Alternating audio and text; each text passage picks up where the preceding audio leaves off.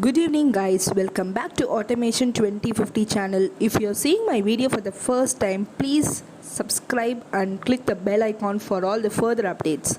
So in this video, as many subscribers asked me, I want to publish the video on data scientist for freshers. What is the roadmap for data scientist for freshers?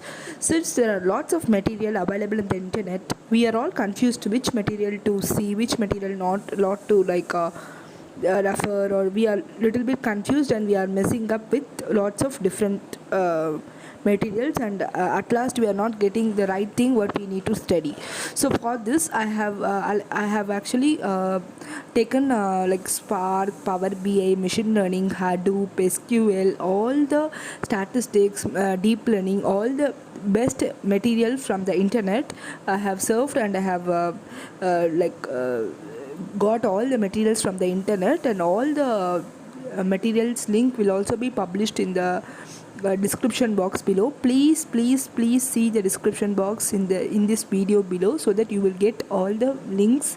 So what are all the video in this video, now it's showing machine learning, deep learning, everything will be there in that video definitely for you.